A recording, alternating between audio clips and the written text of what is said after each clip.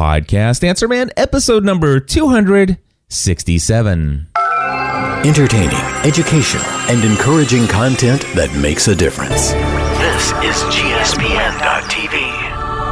Join the community.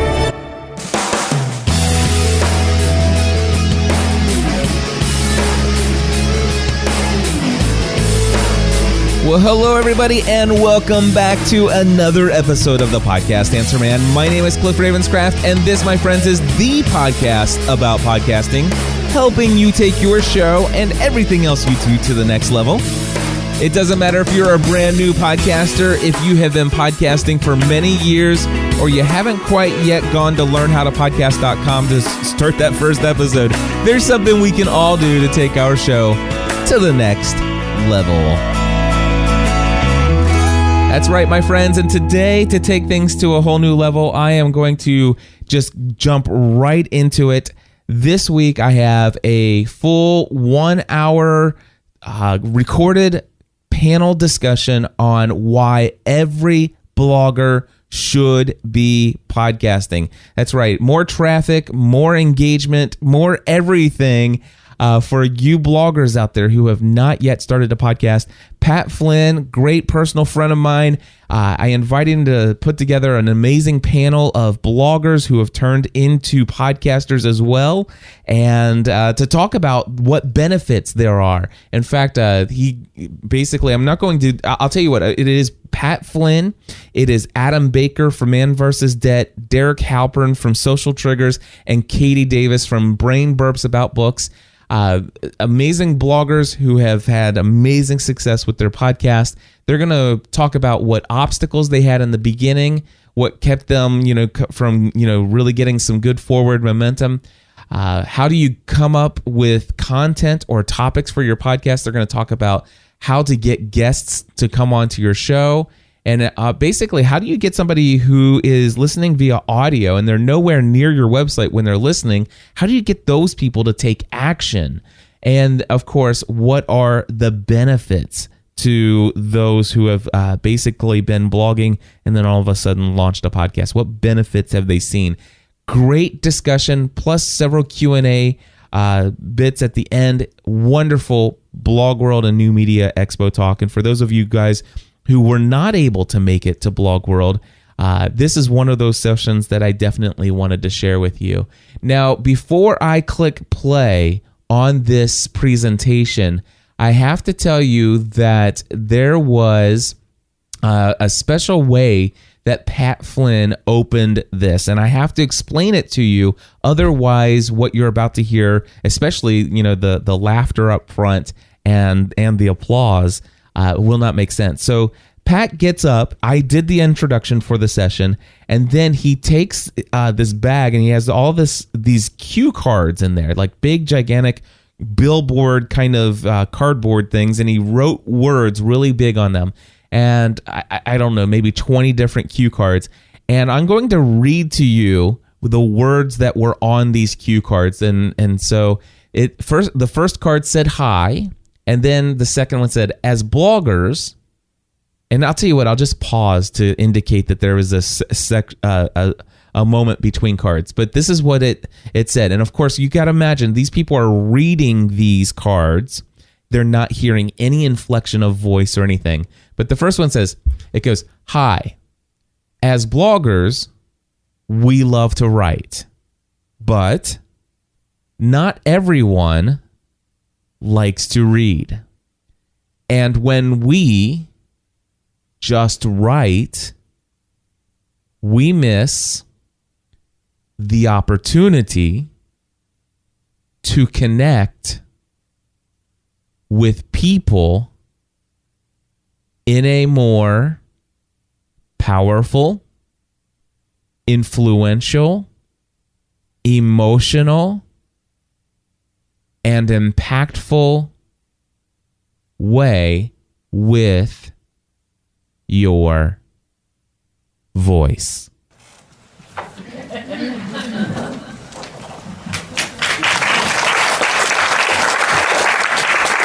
Something was missing there. It's true though. when you just blog, you're just a blogger. But you can't be just a blogger anymore to get noticed. And on the platform like iTunes and with your voice, you can really connect with people and get new eyes on your brand that you would never get otherwise if you just stuck to your blog. So thank you all for coming today. I'm very happy to introduce our esteemed panel of guests. From left to right, we have Adam Baker, founder of manversusdebt.com. And, in 2008, after the birth of their daughter, Courtney, his wife, decided to sell everything they owned, pay off their consumer debt, and spend a year traveling abroad as a family. They began sharing their journey publicly in early 2009 on Man vs. Debt, including transparent looks into their debt, income, and progress. And with the help of their online community, they were successful in paying down $18,000 in consumer debt and have spent the last 4 years backpacking through Australia, New Zealand, and Thailand, and driving across the United States while living in an RV. Man vs. Debt now helps other people sell their excess crap, pay down their debt, and focus their energy on work they actually love. So everyone, let's welcome Adam Baker. Then in the middle, we have Derek Halpern, founder and CEO of SocialTriggers.com. Now, Derek burst into the marketing scene in 2011 and built the wildly popular blog Social Triggers. Known for his no-nonsense approach to getting traffic, gaining leads, and making sales, Derek has been told that he gives insanely practical advice that almost anyone can implement. Derek is also known for managing all of the marketing efforts for the world-class Thesis theme framework. Prior to that, he was behind the scenes of several popular blogs, one of which attracted more than 1 million views in a single day. So let's welcome Derek Halpern.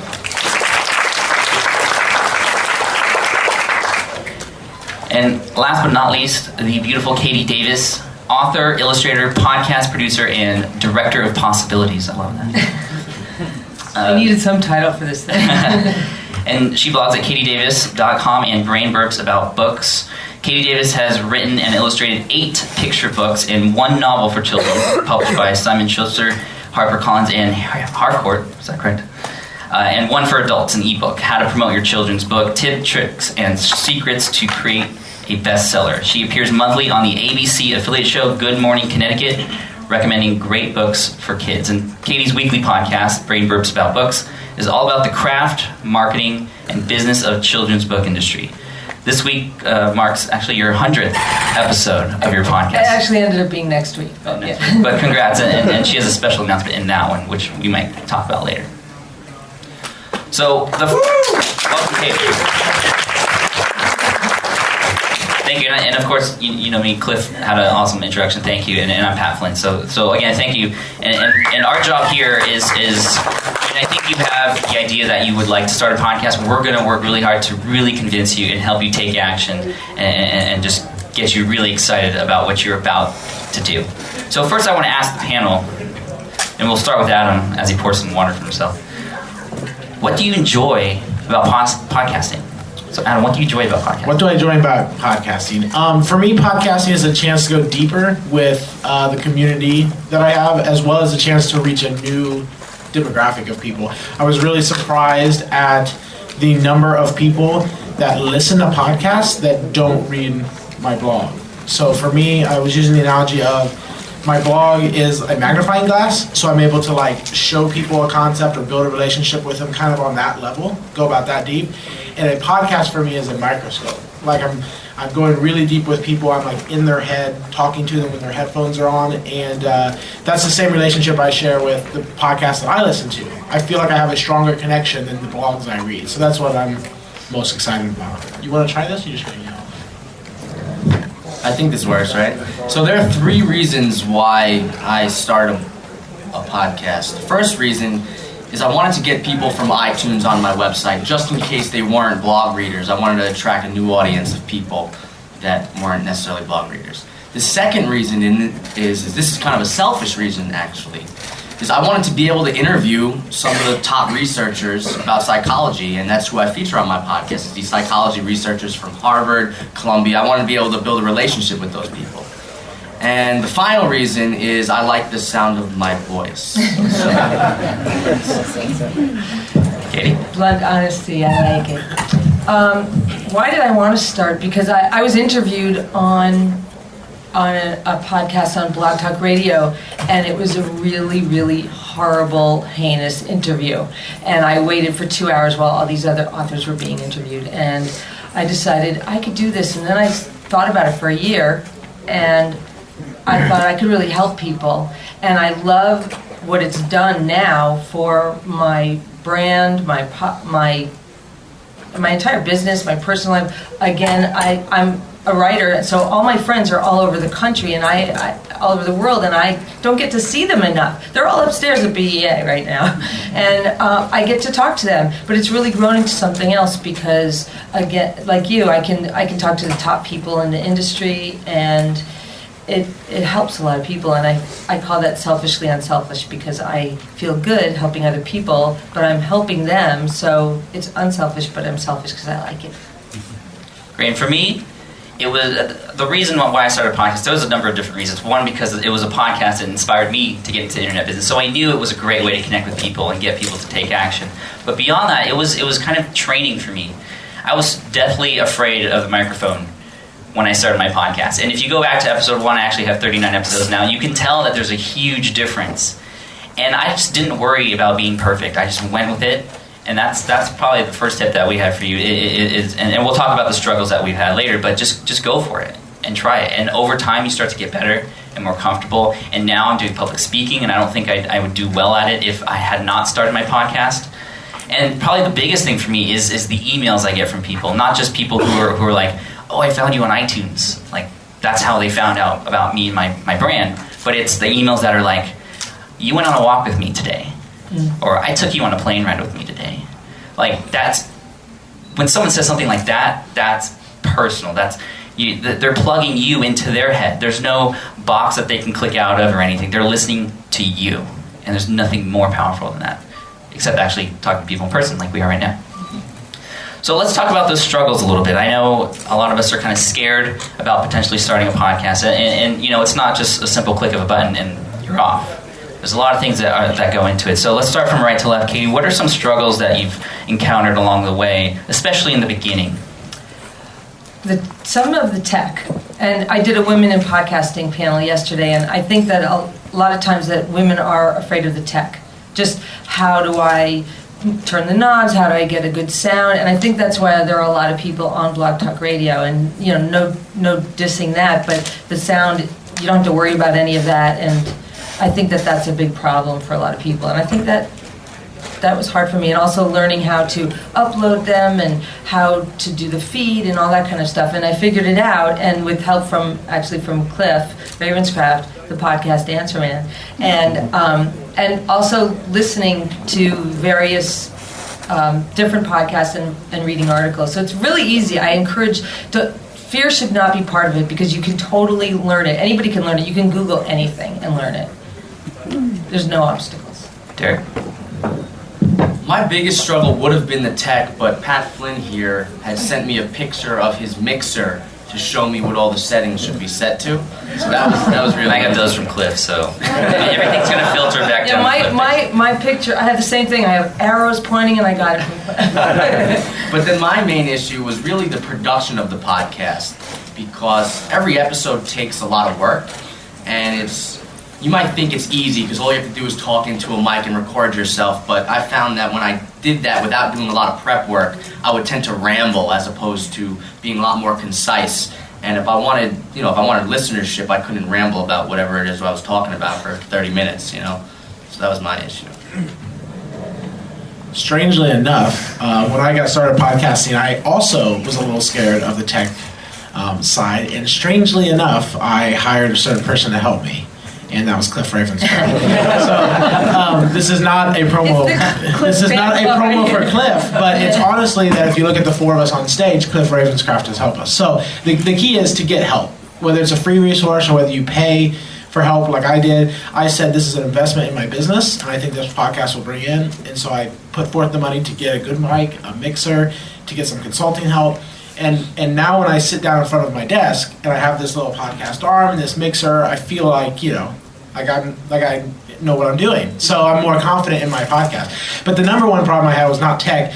And that's just the commitment to go through it. And I would say the format. I started my podcast a little over formatted, and when I was at home in my office and I had my team member that was editing it for me, it was really easy to get in front of the mic and do it. But as soon as I packed my bags and went on a 6-week road tour where I was working 16 hours a day filming a movie, I took all my podcasting stuff and I was like, I'm going to podcast from the road. It's going to be so amazing. And for 2.5 months, I didn't podcast. So then now I'm not in my home environment, but I sat down in front of the mic and I think it was like a return to podcasting. I'm like, this is going to be like 20 to 30 minutes. This is not going to be a polished hour. There's not going to be music in between sections, but I'm sitting down and I'm shipping it again. And so for me, the constraint of being too formatted in the beginning held me back for a couple months. And now I'm just returning to the mic to kind of put myself out there. And we'll get back to having it more polished, but that was the struggle that I had. Yeah, my biggest struggle, I mean, as far as Clifton is concerned, he does a great, I mean, his life is podcasting, so he does a great job of sharing, like, the really easy way to get started. And I'm going to give you a resource right now. It's a free resource. You don't have to pay for anything. You don't have to sign up for anything to see this. It's learnhowtopodcast.com. It should be really easy to remember. That'll take you to a number of videos that Cliff has done that'll walk you through all the tech stuff and everything that's required to get a recording that you do onto iTunes and have a recording that your audience can enjoy. Now, my biggest struggle was actually not the tech. It was a couple things. One, struggling with my voice and my confidence. That was a tough thing for me. And to be honest with you, I actually haven't told anyone this. My first episode, I took 10 takes of that first episode. And even though the last one I wasn't happy with, but I put it out there and no one said a word about that, as far as you, like, oh, I could tell you weren't confident or anything. I mean, as long as the content is good and people enjoy the show, you have nothing to worry about. And beyond that, it was, and I want to segue into the next question here. My biggest struggle is also trying to figure out, well, what do I put on the show? I have a blog already. I put out all this content. What goes on the podcast? Should I just repurpose my blog content and put it on the podcast, or should I create something new? And so I want to actually hand it over to the panel before I answer that question. How do you decide, Derek, what you put in your show versus what you have in your podcast? So I looked at a place like NPR, really big podcast, and I was looking at what they were doing and what they were doing to get so big. And I noticed that they were always bringing on guests. They were always bringing on new guests and new experts to share with their listenership. And I figured if that's what they're doing, it obviously works. So what I tend to do on my podcast is I tend to bring on these researchers and I have them talk and share their ideas, from the source, whereas on the blog, I usually take research ideas and explain how I feel about those ideas, as opposed to bringing them to an interview with the blog. So it's mainly bringing new researchers to the community that I wouldn't be able to feature on the blog per se. Adam? For us, it's one of the techniques is I've been blogging for about 4 years, so I can go back to some of my older posts, especially those topics that were really popular with people. And I can say, well, I wrote about this 2 years ago, and I don't really have any more to say about it in writing. But if I get in front of the mic and lay this out in a different way, not only can I update the content, but it'll come across much differently when I'm talking about it than when I wrote about it. That is one major topic for how we do it. But everything is filtered through how can I help solve a specific emotional problem. If anyone was in my talk yesterday, it sounds like a broken record. But I really think with each podcast episode, how can I help solve a specific problem? So if I can stay on the main content focused on doing that, then I usually get emails that are like, that was a great episode. If I don't do that, if I just kind of ramble like Derek was talking about earlier, it doesn't have much of an impact. So that's how I kind of focus my ideas once we find them. The last thing I'll say is we've noticed that we haven't talked much about selling your crap on the blog in the last few weeks. So my team and I got together and we were like, okay, we'll do a podcast next week on something about selling on eBay, selling on Amazon. So once again, we know that we can help our readers with that problem. We haven't talked about it recently on the blog, so we're going to podcast about it. Those are two of the ways we do. Now, Adam, quick follow-up question for you. Do you have guests on your show ever, or is it just you? We have success stories, so I'll interview community members from that, but most of the guests that I have connection to are like bloggers and business related rather than industry professionals, and I really don't like many of the people in the financial industry, so it's hard for me to go like, oh, I want to talk to the CEO of Bank of America. Like I could give a about the CEO. So it's a You little and bit many different. other people in America. Yeah, right. So if I'm doing a blogging podcast, so if I do something that's more business related, that's where I'm going to try to get those connections. So I'm not sure that's a strategy. That's just an honest answer for why I don't do that. But I love having my readers on, and I try to keep it short, like 10, 15 minutes.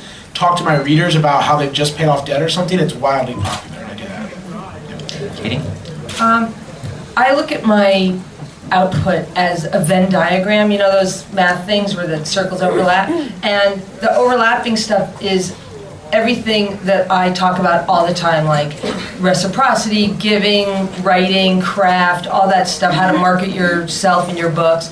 And then the stuff that isn't overlapping is the unique content. So my newsletter will have something that my blog doesn't have, that my podcast doesn't have, and each thing will lead to the other things. And one thing that and I structured it that way so that I could maybe build an audience in each of the things, because again, people don't go to everything, and at least not mine stuff. And I do feel that the structure is important for me, at least. I thought about doing a podcast for a year because I couldn't figure out what my structure would be. And as soon as I thought of Terry Gross, who's on NPR, I thought, oh yeah, interviews. I'll talk to people. I know everybody in my business. I'll talk to people. And so what I do is I educate my listeners. I start with my jingle, which actually a listener created for me as a thank you, and it's really funny. And then I do some industry news and updates, and sometimes I do my own stuff, like I'm doing this on Facebook, or I just wrote this book, but usually it's outward facing. And then I do the interview as the bulk of it. And then to follow up, I also have reviewers, and this is contributors, I should say. One's a reviewer, one does something else. Everybody has different things. And what that's done for the show is it breaks up the monotony of just me being the voice on the show, and also it exponentially spreads the word about the show, because if somebody's contributing to it, they want to get the word out, so they tell all their followers, and so it's a nice sharing thing too. It gets it out on different levels. Yeah, I mean, for me, trying to determine kind of what I have on my blog versus what I have on my podcast, I go with kind of Adam's strategy, and I look back in my archives and see, okay, what was popular way back in the day, and what haven't I talked about in a while, and then I bring it into a new light with a podcast and have a voice to it.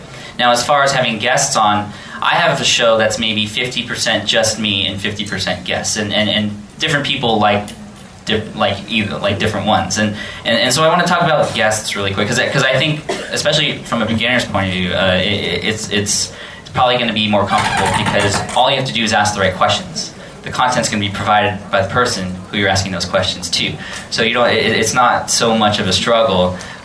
Although you still have to be careful about what questions you're asking and stay engaged with your with who you're interviewing. But I want to ask Derek a question, because you only have guests on your show, top researchers. I mean, for us, it might be easy to contact another blogger, just email them and say, hey, would you like to be a guest on our show? But contacting researchers, I mean, they don't have blogs, and how do you convince people? Or first, how do you reach out to them, and then, or even before that, how do you get their contact information, and then how do you contact them, reach out to them, and get them on your show, and then we can talk about how do we actually conduct the interviews and put them onto our show. Yeah, so the first thing you have to understand, especially when you want to land a major guest on anything that you're doing, people always want to know what's in it for them. Right? So when I contact a random researcher that might have a book coming out, for example, I'll try to contact them when they have a book coming out, and I'll say, I know in this book you have coming out, I just got an advanced copy, you cite 3 different research studies, why don't we pull you on my podcast, I get 10 to 15,000 downloads an episode, we can release it right around when your new book comes out. So that's my main pitch, is like, you have a book coming out, we could talk about these 3 research studies that are in your book, and then we can do a plug for your book at the end of the podcast. And when you're talking to someone who has a book coming out and you're telling them that you're getting 10 to 15,000 downloads an episode, you don't really have to try that hard to convince them. I think out of the 30 people I've emailed, I think I got 2 people to say no. One of them said that they hated marketers. So Okay, so quick follow-up question. What if you don't have 15,000 downloads a day? What if you're just starting? How do you do? Yeah, so when I first started my podcast, I had no downloads. And what I did was I reached out to people in the research world that were known for giving the most interviews already. So one of my first people I reached out to was Jonah Lehrer, and he wrote a book called How We Decide and another book called Imagine. And I always saw him appearing all over, the blogosphere, doing podcast interviews with small blogs, with big blogs. So I was like, if I email him, he's probably going to say yes to me. So once I got him to say yes, got him on the show, I then, when I talk to someone new, I'll say, by the way, why don't you hop on my podcast? I just had Jonah Lehrer. He's a New York Times bestselling author, so you're going to be in good company. At that point, now I've got no readers, I've got no listeners, but they're saying, well, Jonah Lehrer, if it's good enough for him, it's good enough for me too. So I just kind of use the social proof aspect of it all. Go to people who say yes, and then use the fact that they're on your show to get access to someone new. Hey, Katie, how do you get guests on your show?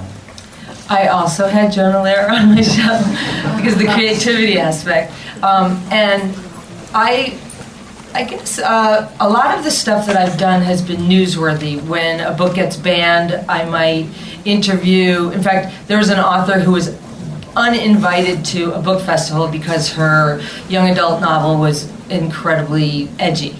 And there were authors who were still going to that festival, despite the fact that she had been banned, in order to educate the people who did go about this. And there were authors who refused to go in solidarity with her.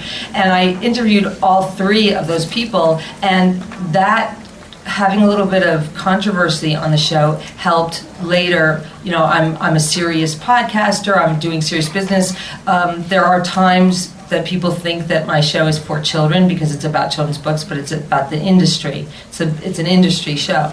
And I also have, how else have I've just been sort of fearless in just asking people, and just said, people are nice, they're not going to say, how dare you ask me to promote me, or how people like to talk about themselves, and you can play into that, the psychology, right? I think people like to help other people too, and so there are so many people now that are out there in social media. You can also promote these shows like crazy.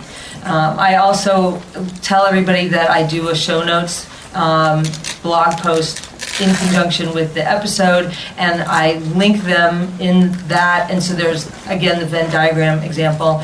And so people on the podcast, if they're listening, I can say, go here, there's a link to blah, blah, blah, or whatever. So great. I mean, the biggest thing is just, what's the worst that can happen? I ask that to myself all the time. If I'm scared of emailing someone because they're a huge person in the industry, what's the worst that can happen? They'll say no. I mean, nothing worse than that. It could really happen.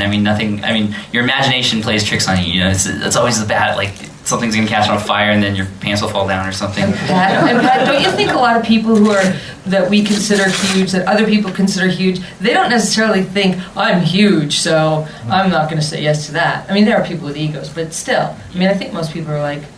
No, that's true. And a great tip that I learned is don't necessarily go, when you're trying to interview somebody, don't necessarily go for those top people. Because A, they might be super busy, and B, they've probably been heard elsewhere.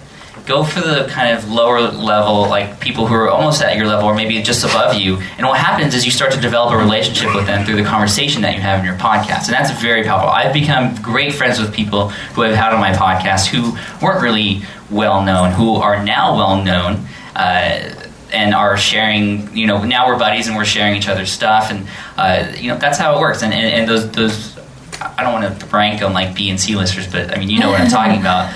Those people are going to be so excited to be on your show, and they're going to give you the best content that they have because they care. They really want to impress you and impress your audience as well. Now, I want to move on your show, besides having guests, as far as the purpose and getting people to take action, what are some strategies you have for getting people from a podcast to take action on your site, whether it's subscribe to an email list or something? How do you do that? Because it's audio. No one's in front of a computer. You can't say like, okay, click this. It doesn't work like that, right? So how do you get people from your podcast to take action and interact with you and do things like that, Adam?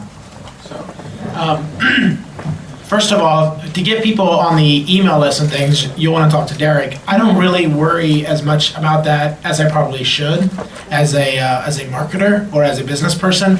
I focus much more on just trying to make the podcast entertaining and informative. But I do finish every podcast with like the next action and action steps, because I am really big on taking action. So what I'll do is I'll just summarize whatever we talked about, and some things I call it a challenge, but it's just something. So like I did a podcast recently called 6 Keys to Flexibility, to living a flexible life. I talked about the different areas that I'm trying to improve to make my life more flexible. So the challenge at the end was write down each of the categories of the 6 ways that I talked about, and I want you to write down one way in which you could change your life to be more flexible. And maybe, like, I don't know, 5% of the people do it, but the 5% of the people do it, and hopefully it's more than that, but the 5% of the people who do take that action, who literally get out their notebook and write it down, are going to be, their lives are going to be changed more quickly, and they're going to be much bigger fans of me when I'm done. So I do try to solve a specific problem and then bring it into action. But the only technique I use for getting people to my blog is short URLs. So I think Pat loves Pretty Link. I use a Marketing Ninja type of plugin on my blog. So if you go to like manversusdebt.com/ and then you make a short URL, it's much easier to say that on the podcast than anything. So like manversusdebt.com/movie, manversusdebt.com/ that was the one I have. So that then is easier to say on the podcast, right? Yeah, absolutely. I mean, I use Pretty Link all the time because instead of a huge long URL, I can just call it something memorable and easy to consume. Oftentimes, I'll go beyond that and actually buy a domain for something. Like if I want people to go watch a webinar instead of something that's 140 characters, I just buy keywordresearchwebinar.com and have it forward to that domain. And that's a lot easier to remember. Now, I would just save that for your best stuff because obviously that costs a little bit of money. But using the short URLs and even like but URL, and I know Bitly is weird because it gives you random characters, so I wouldn't use Bitly. But Pretty Link is a good one if you have WordPress. So, Derek, how do you get people from your podcast to take action? I'm really interested in hearing you. So right now, there's no direct thing that I do to get people from the audio to my website. But what I do throughout my podcast, I open what's called an information gap. And this was coined by George Lowenstein, one of the leading researchers about how curiosity works. And just to give you a quick little synopsis, an information gap is when there's a gap between what people know and what people want to know, they're going to seek to close that gap. That's how curiosity works. So when I'm doing an interview with some researcher, I'll often mention something like, have you ever heard of the Sheena Iyengar JAM study? And they'll say yes, and then we'll talk about that study, but we won't necessarily talk about what exactly that is and the insight that people can learn from that particular study. So what ends up happening is I'll get people going to Google and typing Derek Halpern Sheena Iyengar JAM study, and I see this in my search results. Every time I open one of those information gaps, people are going to Google my name next to whatever it is I said in that podcast. So that's the main way I do it. Interesting. Katie? Mine is a little less technical. I think I strive to help people that listen to my show, and I think that people become grateful, and they have, the following has slowly built. And one of the things also, and it relates to a previous question, is I interviewed somebody who was completely unknown in my world, and I had always been focusing on people who were known and published, and a little snobby about self-published, and so this woman was wanting to be published, and she sent out an email that was brilliant, and I thought it was fantastic, and I had her on the show, and it turns out she has a huge following, and that kind of thing is helping her people. That just exponentially, again, brought people to me. So I think helping people, educating people, being very generous with your information, I think you and Cliff have done this brilliantly, and I think that I was very influenced by both of you in that regard. I also now I started this, and I learned this from another podcaster too. Listen to a lot of podcasts. That also will really help you, and feel free to be influenced by them and borrow great ideas, because that's what we do, And this one for the public speaker, she was on the panel yesterday with me. She had this great thing where she thanks her listeners by name. She thanks her new Facebook followers or her people who retweeted her. And I thought that was such a brilliant idea. People who gave her good reviews on iTunes, I thought that was great. I'm like, I'm totally doing that. And I credit her on the show. I'm like, thank you, Lisa B. Marshall, the public speaker, for teaching me to do this. How could I not have thought of that? So things like that, just reciprocity, I think, is huge for this kind of thing, getting people to listen. I think that's a really cool tactic to actually call out names. I know that's a great strategy for webinars because people are on there and you actually say, hey, Jim asks this question, and that really engages with people. Now with a podcast, you might shout out somebody and they might not know who that is, but they know that you're connecting with your audience if you do that. So I think that's really important. Now for me, how do I get people for my podcast to do stuff? I ask. That's it. And I hear a lot of podcasts have great episodes, and then at the end I'm like, it's over, and I'm like, okay, what do I do now? I listen to the next one, and then or I do whatever. I just ask, and if people are engaged with you, they're listening to you, and they get to the end of your show or a part of the middle of the show when you're asking. I mean, they've been listening to you for X number of minutes. That's a lot of time out of their day listening to you. So you have, because of that, you have the okay, I guess, or their permission to go tell them to do something. Whether it's go sign up for my email list here, you'll get this. I'll always make sure you tell them why to do something. Please leave a review on iTunes. I really appreciate it. It helps the show rank higher, and it just makes the show better and gives me encouragement to do even more for you. Just ask. Give them a call to action. A lot of people miss the call to action point on their shows. Can I add something to that? Sure, of course. And I think doing that, and I feel shy sometimes asking people to do things. So I feel like I might end up being cheesy for doing that. But I think that's a really good point. And also, people want to do, I give favors much more easily than I can ask for a favor. And I think that if you're helping people on your show and you're giving information or entertaining them or whatever, I think that people want to give back to you. And so that's a good idea that you have.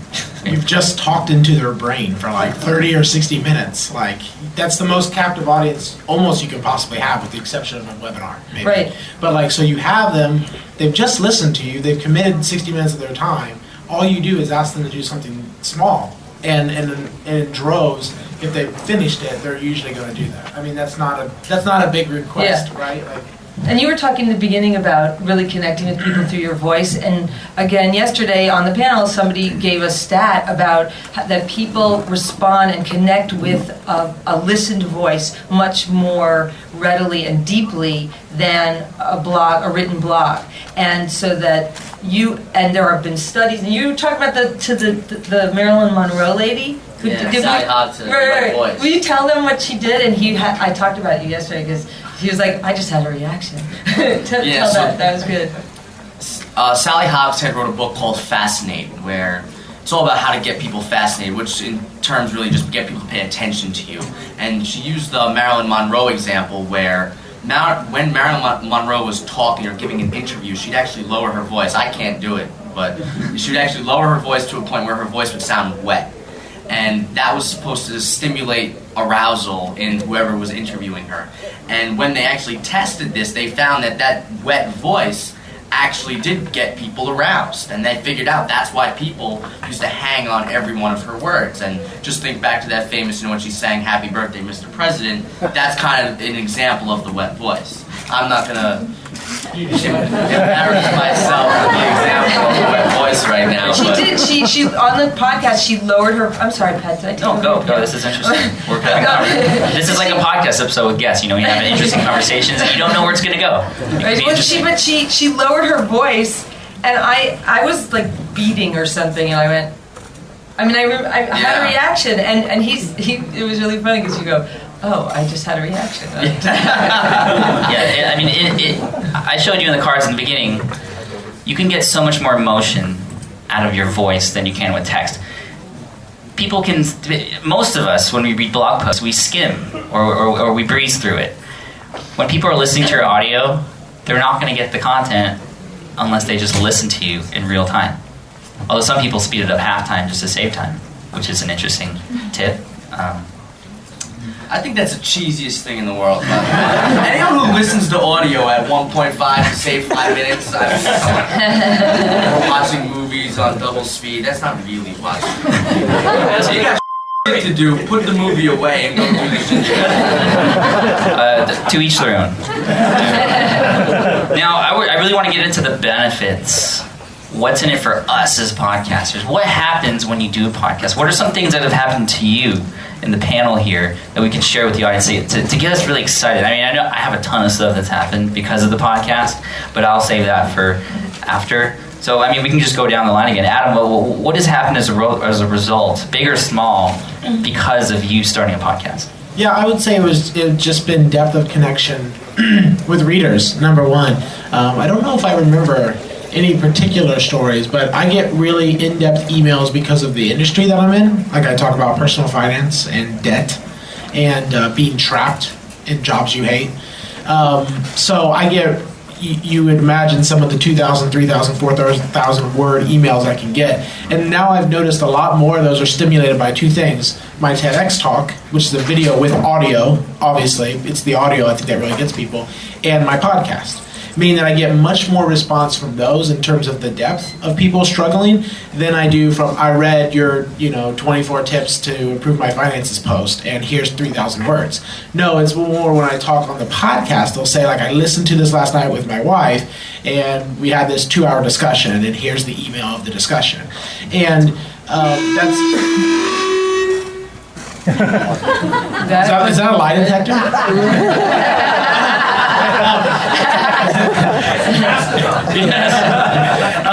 So that would be mine, and I guess I probably have 24 examples of that, but without naming names and bringing specific issues up. It's just the depth of people when we do this. So that's why I said magnifying glass to microscope.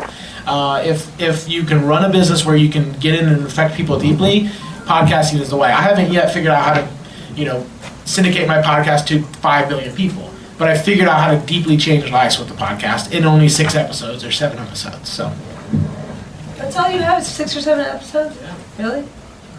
The TEDx was great. You should listen to that. I listened to that. It was great.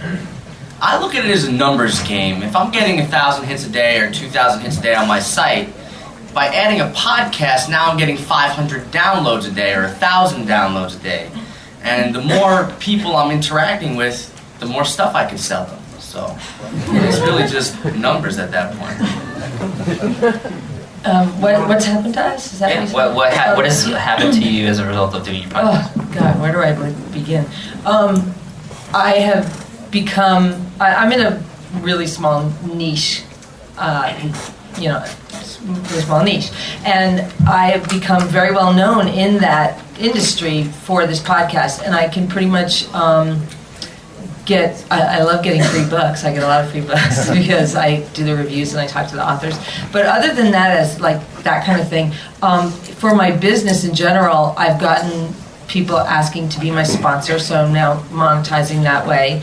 And I also I really wanted to be able to announce this fully today, but I can't because the ink isn't dry. But I'm in negotiations right now to have the podcast housed on a very huge site in the industry, and that will be amazing because they get way more, views than I do, and I will become very gigantic. And it's money too. It's paid and shared revenues on the ads, so that's good. I'm interrupting you, Pat. I forgot to say this. I wanted to double what Pat said with his first point, is that the podcast has made me so much more confident when I talk to someone on the phone, when I talk to someone in the podcast, or when I give a speech at a conference like this, or even a panel. I'm just so much more confident in front of the mic and getting across the point. So the number one reason that Pat thought of and I didn't would be to improve yourself as a communicator. It's a lifelong skill, and it's one of the best business skills that I can imagine. So just backing up Pat on that. Now, I just want to finish up with what the podcast has done for me. I mean, it's done so much. I mean, I get the same emails that Adam gets, like really in-depth. Like, I had one that was 20,000 words, like a novel that this person sent me about his story and his life and how the podcast has changed it and it's helped him and encouraged him. Traffic. I talked about this last year at the BlogWorld Expo in LA. I actually did a survey on my blog, just my blog. I did a survey and I said, how did you find out about me and my brand? the number one answer was the podcast. 20% of people who now read my blog found me because I did the podcast. Huge. It wasn't Google, wasn't Facebook or Twitter or anything. It was the podcast. So that's why I'm a big believer and proponent of putting yourself out there and doing the podcast. And that's really what it's all about, just putting yourself out there. You're planting seeds. That's what I like to call it. You're giving yourself opportunities by putting yourself out there, and great things will happen if you do that. And a podcast, like we were talking about, comes with a voice, and there's no better way to connect with people on an emotional and powerful level. Now, one of the great things that happened to me was, you get pretty good exposure in iTunes, and it's a very, compared to the number of blogs out there, there's 87 million blogs or something like that? There's more than 170 million. 170 million blogs and 200,000 podcasts. Competition is not as fierce. Can I echo that? I actually started my podcast because of that data where he said that 20% of his new readers found him through the podcast first. I did too. And the month that I launched my podcast in January of 2012, my traffic shot up 69% for the month traffic in January over December, and December was my previous best month of traffic. So I shot up almost 100% basically just by launching a podcast.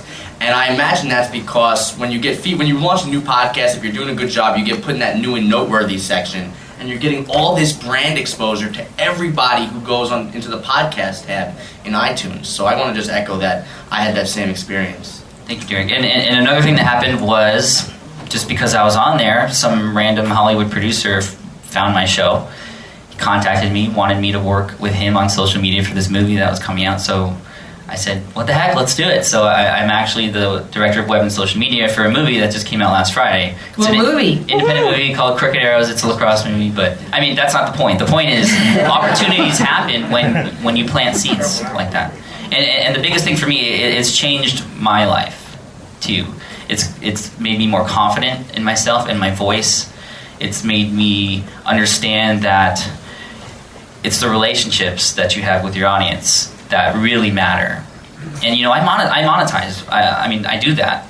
And because of the podcast, I've been able to better connect with people, which there in turn has made me more money too. Again, the whole point of this is not about monetization, as some people who might walk in uninvitedly would say, but has to come here. But there's 15 minutes left, and I definitely want to give people time to ask some questions. And I know all of us here could talk about podcasting for hours, so it's really hard for me not to continue with our questions, but I love to hear and address the questions that you have. So thank you all so much. On behalf of everyone here, just to see so many people excited about a podcast, it really is encouraging, and it is just amazing. And I'm really excited for all of you. So thank you.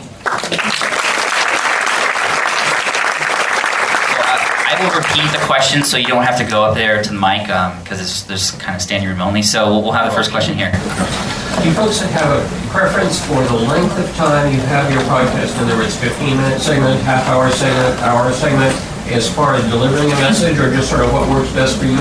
Okay, so the question was about length of time of your episodes, 15 minutes, 30 minutes, an hour. What works best for you? How do you know? Or do you just kind of go with it? So I think that I'll speak for the panel. We'll try to answer more quickly, and then we have contact information. I think most of us will be around afterwards. So for me, it depends. I love the PTI podcast. It's like 22 minutes, gives me my daily dose of sports. It's awesome.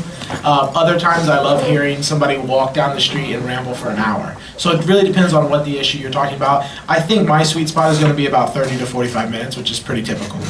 That's mine as well. Although there are some specific podcasts that are 5 minutes, and they just deliver quick and dirty tips. So it's really up to you and your audience, and how you feel you can better deliver and offer value to your audience. And what your audience wants. Because I tried to do short ones, and my audience rebelled. They wanted, so I do an hour now. And now you know, because you tried it. Yeah. There was a question up here in front. Yeah, you guys explained how to get a guest onto your podcast. I'd be curious, as a potential guest myself, like how would I approach you guys? My New York Times bestseller isn't coming out until next year. So what would be the best way for anybody to go approach someone who has a podcast to be a guest? Don't get Derek the mic to me. All All right, let's go here. I take bribes. So if you want to bribe me, I'll just grab that address at the bottom of my emails. Just email someone and say, look, this is what it, and read their blog first, listen to the podcast first. You say, of course, but you know how many things I say, doesn't even say, hi, Katie, or dear Miss Davis, or whatever the heck they say. There's no salutation. There's no respect at all. And it's like, you know what? I don't have time for that. If somebody says, Katie, I love your podcast, I'm a big fan, I love the one where you did this, this, and this, or whatever, you really helped me, and I wonder if blah, blah, blah. And I don't always say yes if it's apropos to my content, and if somebody says, look, I have this many followers on Facebook and I will put it up there and I'll do everything to support it, then yeah, if it's right for the show, I'll do it. Yeah. And another good example would be to come to a conference where you know they're going to be, and come to a panel that they're on and ask good questions. And compliment them. And tweet how great a panel it was. No, but what I'm serious is like go support, my one tip is go support pet projects. Go see them speak. When you email them, tell them how they've changed your lives, how you've used their content, why you like them. You're in. Like if you say, dear Mr. Baker, I'm emailing you today to whatever, then it's just much different. So this is how you do it. I get 200 emails a day. The ones with the best subject line, most interesting, something that I can relate to, that's not cookie cutter, is what I open. And I pay attention to those who take 2 minutes out of their day to shoot a video for me. Some people do that. A private video they post on YouTube. Hey, I created you this video, Pat. I can't not watch that video. What if you said something bad about me? Right? So no one says bad things about Pat Flynn. I just don't hear it right now. Michael in the back. This is probably maybe unique to what we're doing, but we have just a slightly older audience for our show. Have you heard any kind of backlash against the word podcast versus show, or what's a podcast? I don't even know what that means. There's a whole stigma there. No. So the question was, you have an older audience, and they might not understand, what's a podcast or how to use it and things like that. I haven't heard backlash, but I purposely didn't name my podcast a podcast or use the word radio, because podcast and radio denotes free, and I feel like it cheapens the material. So I actually call my podcast a masterclass. And I noticed that. That was cool. I like that. I did that for positioning purposes, but I haven't seen, I've called it podcast before, but I haven't had backlash. But if you want to position it a little bit differently so people don't treat your material as if just something free that they can get all the time, you can kind of change the name to denote a higher value. Yeah, and then technically, you can tell people at the beginning of an episode or in your show notes, if you don't know what a podcast is, especially if you want them to subscribe, to show them how to do that. Maybe even in a video or just a PDF file to show people. A lot of people do that with RSS feeds. Not everyone knows what an RSS feed, but a lot of great blogs out there say, don't know what RSS is? Click here, and then they figure it out from there. So we had another question next to Michael. SEO, what about SEO like transcripts? I know you've done transcripts in the past. Yeah, so the question was about SEO and using transcripts. I know a lot of podcasts out there don't have transcripts, but I try really hard personally, because I feel that there are a lot of people out there who would not listen to my podcast, who would rather read the transcript. And there's a lot of people who are hearing impaired too that I feel deserve to listen, to deserve to take in that content as well. But so SEO-wise, you could put a transcript on another page, and then have some SEO stuff going on, connections and things, and authority there that way. But who knows what Google's doing now? So I don't know. I really can't tell you how beneficial that would actually be. Okay. So, front. If you do video interviews, can you turn the audio into podcast? A, one question, and the other one, is iTunes the only platform for publishing podcasts? So, two-part question. First, can you take a video interview and take the audio and put it into your podcast? Yes, absolutely. Although I would make sure to, as far as audio quality, and we're starting to get technical here, to make sure that when you transfer it over, or that the way you record your video is also in a way that would be great for a podcast. There's nothing worse than a podcast with terrible audio. Even if it has the most amazing content in the world, people are not going to sit there and listen to it. And that's why Blog Talk Radio, sorry Blog Talk Radio if you're here, but that's why I went off of it. Audio. I think Mixergy takes their video interviews and just puts them on audio. Yeah, and it works for them. Mixergy with Andrew Warner does great interviews, video interviews, and then he posts those and syndicates those onto his podcast as well. Pat's also shared, sorry Pat, you've also shared your speeches, which I stole from you and shared one of the talks I gave on the podcast. So I did a little intro, shared the 25-minute talk, did an outro. It was one of my most popular podcast episodes from a live speech. And your second question was? iTunes. iTunes is not the only platform, but that's probably the most populated, and that's where you want to be. There's other ones like Stitcher. You can be on more than one. Yeah, you can be on more than one too. One also. We'd have to create a resource for everybody here, maybe. So hopefully we can get contact with you. Or, Cliff has amazing material on his site as well. Last question? Okay, I have a blog that's written by teens. When I first started the blog, I had the teens are writing blog posts. I had them do a podcast, and they said to me, teens aren't going to listen to this. I ended up posting it really on my B2B site, not on my consumer blog. I'm feeling that, YouTube is totally the way with teens because it's seen that way. But what do you feel? Do you think podcasts are really not resounding with the younger market? It's more than the question was about how effective are podcasts for the younger market, maybe the teens. Now, I know I actually have a number of teenagers who listen to my show. So I mean, that I know they're listening to it. Now, you might have to make it sound cooler than a podcast. I know, Adam Carolla has one of the top podcasts, and he has an awesome audience. And I think if you really connect with your audience and you tell them that you have this content that they can listen to, and maybe not call it a podcast, but something more interesting. Call it the Justin Bieber Show. Yeah, people will listen, especially if they really dig your content on the blog. And I think for younger people especially, just making everything as simple as possible, because they don't want to waste any time doing anything. So just making sure that it's clear and upfront about how to get that content and what's in it as well. So I think that's the last question. Thank you all so much for coming, and we hope to see your podcast. Well, my friends, that's going to wrap it up for this episode of Podcast Answer Man. A special thanks goes out to Pat Flynn, Derek Halpern, Adam Baker, and Katie Davis for doing such a wonderful job on this panel at BlogWorld and New Media Expo 2012 in New York City.